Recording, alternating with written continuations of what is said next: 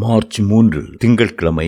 வாக்குத்தத்தங்கள். நீ உன் தேவனாகிய கர்த்தரின் சத்தத்தை கவனமாய் கேட்டு அவர் பார்வைக்கு செம்மையானவைகளைச் செய்து அவர் கட்டளைகளுக்கு செவி கொடுத்து. யாத்ராகமம் 15:26. தெய்வீக சுகத்தை பெற்றுக் கொள்வதற்கான அநேக வழிமுறைகளை வேதம் நமக்கு சுட்டி காண்பிக்கிறது. அதில் அவருடைய வாக்குத்தத்த வசனங்கள் மிகவும் முக்கியமானவை. நாம் அவருடைய வாக்குத்தத்தங்களை பெற்றுக்கொண்டு உறுதியாக ஜெபிக்கும் போது தெய்வீக சுகத்தையும் ஆரோக்கியத்தையும் பெற்றுக் கொள்கிறோம். இயேசு கிறிஸ்துவின் வாக்குத்தத்தங்கள் உண்மையும் உத்தமமுமானவை. அவர் பொய் சொல்ல மனிதன் அல்ல, மனமாற மனுப்புத்திரனும் அல்ல. அவருடைய வாக்குத்தத்தங்கள் எல்லாம் கிறிஸ்து இயேசுவுக்குள் ஆம் என்றும் ஆமேன் என்றும் இருக்கிறது. ஆகவே ஜெபிக்கும் போது அவருடைய வாக்குத்தத்தங்களை உறுதியாய் பற்றி கொண்டு ஜெபிப்போமாக. வாக்குத்தத்தம் பண்ணினவர் உண்மையுள்ளவராயிருக்கிறாரே.